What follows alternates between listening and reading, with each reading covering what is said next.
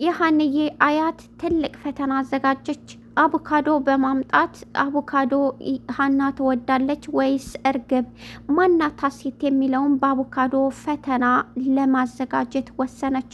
ከዶክተሩ በላይ አቮካዶን መረጠች። ይገርማል።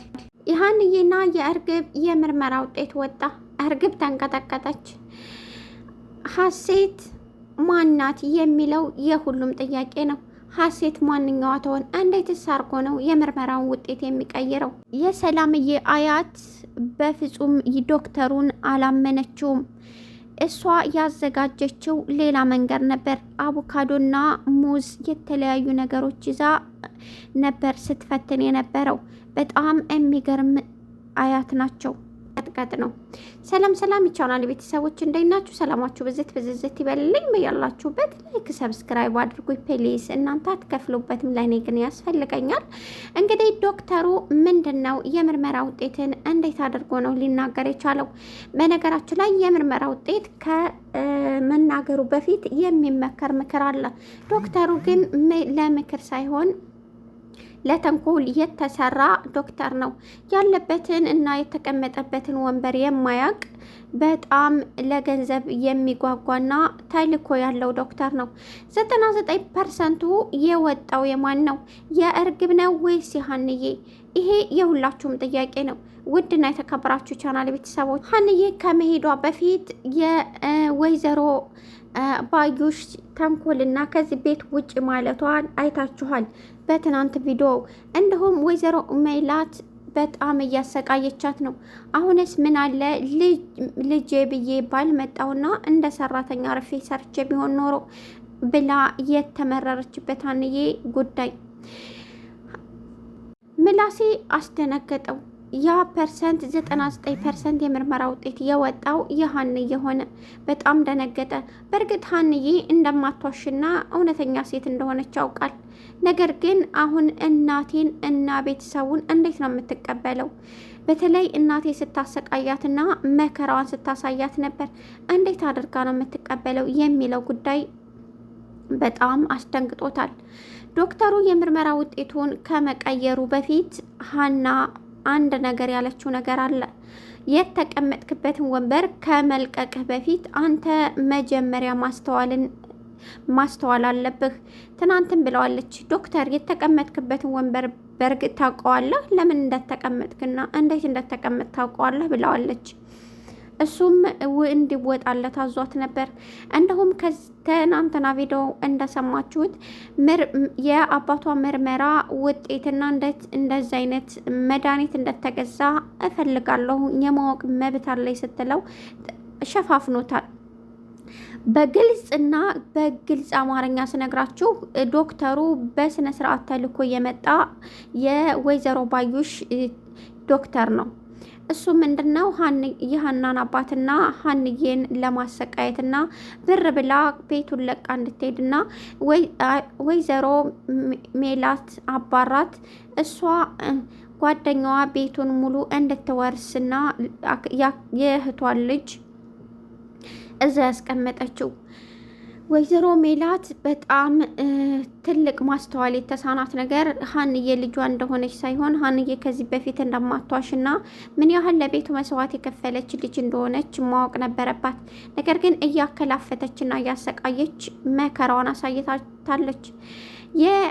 የሀሴት ማለቴ የሀና አያት ሁላችንም እንደምናውቀው አያቷ በጣም አስተዋይ ናት። አሁንም ቢሆን ሀና ልጃቸው እንደሆነች እንጂ የምታውቀው ሌላ ነገር ማወቅ ምንም መስማት አልፈለገችም።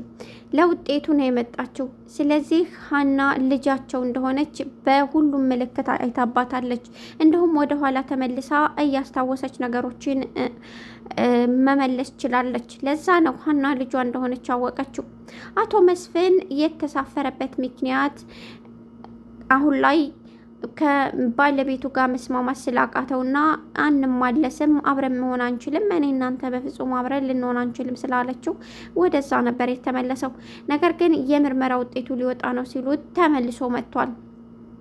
አቶ መስፍን ሀና ልጁ እንደሆነች እና ገጸ ባህሪዋ እንዲሁም በፊት ሀሴት ምን አይነት ልጅ እንደሆነች የትም የማይቀይር የተፈጥሮ ጸጋ ያላት ምርጥ ስነ ምግባር ያላት ከፈጣሪ የተሰጣት እንጂ የምትቀያየር ሀና እንዳላደለች ወይም ሀሴት እንዳላደለች በደንብ የተገነዘበ ይመስለኛል። ምላሴ የሀናን ስቃይና መከራ ማብቃት አለበት ሲል ተናገረ። ምክንያቱም ሀና በጣም እየተሰቃየች ነው። አሁን ለአቶ ኖላዊ መናገር ያልፈለገችው እውነታ ሀንዬ እንዲጨነቅ ስላልፈለገች ነው። ነገር ግን ብትነግራቸውና መፍትሄ ቢያበጁላት የተሻለ ነው የምለው። ምክንያቱም መንገዱ እንዴት ነው ቤተሰቦቼን አግኝቻለሁ ስትለው ትታው የምትሄድ ስለሚመስለው መሰለኝ እሷ ይህን ተጠራጥራ። ግን አንድ ነገር ያልገባት ሀንዬ መፍትሄ ማናት? ከጎን ከቤት ውስጥ ማን ነው ፎቶ የወሰደው? ማንስ ነው እንደዚህ ያደረገው የሚለውን ጉዳይም መወያየት ከአሲር ጋር ነበረባት። የአሲር ጓደኛ ደወለለት። እውነቱን ተናገረ። ከነ አቶ ኖላዊ ቤት ፎቶ እንደሰረቀና ለሌላም ሰው እንደሰጠ ለምርመራውም የከፈለው ዋጋ እሱ እንደሆነ ነገረው። አሲር በጣም ተናደደ። እንዴት እንደዚህ ታደርጋለህ? አምነው ወደው ቤታቸው አስገብተውህ አንተ ግን አሳልፈ ሰጠሃቸው። ለዛ ነው ህይወቷን እንድትቀማ ያደረካት ብሎ በጣም ተናደደ። ሊደበደበው። ነገር ግን እኔ ምንም የማውቀው ነገር የለኝም። ያ ፎቶ ምን ያህል ዋጋ እንዳለው አላውቅም። ለዛ ነው። ሲቀጥል ገንዘብ እንደሚያስፈልግ ሳቅ፣ ገንዘቡ ደግሞ ብዙ ስለነበረ ነው ብሎ ለማስረዳት ሞከረ። ደግመህ ልታገኘኝ እንዳትሞክር ብሎ በጣም ተናደደ አሲር። መልሶ ወደ ሆስፒታል ሄደ። አሁን ምን ማድረግ እንዳለበትና ፎቶውን እንዴት መመለስ እንዳለበት እንዲሁም ምርመራ ውጤቱ በእርግጥ የነሱ ልጅ የነሰላም እህት መሆኗን አሲር ገብቶታል። ሀንዬን በጣም ስለሚያምናትና ይህ ቅርብ ስለሆነ እንደማታጭበረብር ያውቃል። አንድ ያልገባው ነገር ግን እንዴት አድርገው ነው ምርመራውንስ መቀየር የሚችሉት ብሎ አሰበ። ይሄንን ፎቶ ማሰረቅ የቻሉ ምርመራውንም እንደሚያስቀይሩት ምንም ጥርጥር የለኝም። ስለዚህ አንድ ነገር ማድረግ አለብኝ ሲል ራሱን አሳመነ። ዶክተሩ አርፈሽ ሕክምናሽን የአባትሽን አድርጊ፣ ሌላውን ለወይዘሮ ሜላት ስጪ ብሎ ዶክተሩ ሀንዬን አስፈራርቷት ነበር። ሀንዬ ግን በፍጹም ወደኋላ አልመለስም ብላለች። አሁን የምርመራ ውጤቱ ሀና ልጃቸው እንደሆነች ምርመራው ወጥቷል። አሁን አቶ ኖላዊ የሚያደርገው ነገር ግራ ገብቶታል። ምክንያቱም አቶ ኖላዊ የሀንዬን ጭንቀት በደንብ ያያሉ። ነገር ግን ሀንዬ ልትነግራቸው አልፈለገችም። ምን እንደከፋትና ምን እንዳሳዘናት ምንም መናገር አልፈለገችም። ለዛ ነው የጨነቃቸው። ብጠይቃት ደግሞ ይከፋታል ብለው ስለሚያስቡ ይመስለኛል። እርግብ ያስጨነቃት ነገር አክስቷ ምን ለማድረግ እንዳሰበችና እንዴት አድርጋ ምርመራውን ማስቀየር እንደምትችል በደንብ ስላልገባት ነው። ለዛም ይመስለኛል በጣም የተጨነቀችው። ሀንዬ አሁን ላይ ውሸት እንደሆነና ምርመራውን እንደሚቀየር ገብቷታል። እሱም ምንድነው ሀና ዶክተሩ ተልኮ እንዳለውና እርግብ ጋር ግንኙነት እንዳለው በደንብ አውቃለች። ነገር ግን እሷ ወደ ኋላ ልመልሳችሁና ግራ ያጋባችኝ ሀንዬ ዶክተሩ ጋራ ግንኙነት እንዳላቸው ስታቅ ቢያንስ ለአሲር ሁሉንም ነገር መናገር ነበረባት። እሱ ነገሮችን ለማስተካከል ቢያንስ አንድ ሰው የውስጧን መስማት ነበረበት። ሁሉን ነገር ነበር የሸፋፈነችው።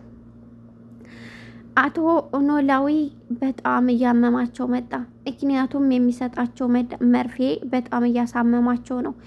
በእርግጥ በጣም ህመማቸው ከቀን ወደ ቀን ይቀንሳል እየተባለ የሚጠበቀው ህመም አሁን ላይ ግን በመርፌው ምክንያት በጣም እያመማቸው ነው። መርፌው ምንድን ነው የሚለው በጣም አሳሳቢ ነው። የሚወጋቸውስ መርፌ ለምንድን ነው እንዲህ የሚያሳምማቸው የሚለው መፍትሄ ይታጣለን ነገር ነው። ሀንዬ ከምርመራው ውጤት በላይ ያሳሰባት ነገር አሁን ላይ እኔ ውሸታም እንደሆንኩና በጣም ከባድ ፈተና ነው የሚገጥመኝ። አሁን ላይ ይሄ ምርመራ ከተቀየረና እኔ ልጃቸው እንዳልሆንኩ ካወቁ በጣም ከባድ ፈተና ይደርስብኛል።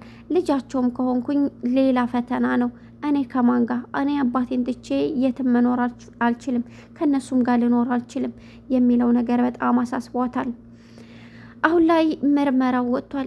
እንግዲህ ማን ነው የሚቀይረው የሚለውን የምናይ ይሆናል። በእርግጥ ባይቀየርና ሀና ልጃቸው እንደሆነች ታማኝ እንደሆነች በዚሁ ቢቀጥል ደስ ይላል። እንደኔ ይሄ ነገር ባይቀየር የሁሌ ምኞቴ ነው።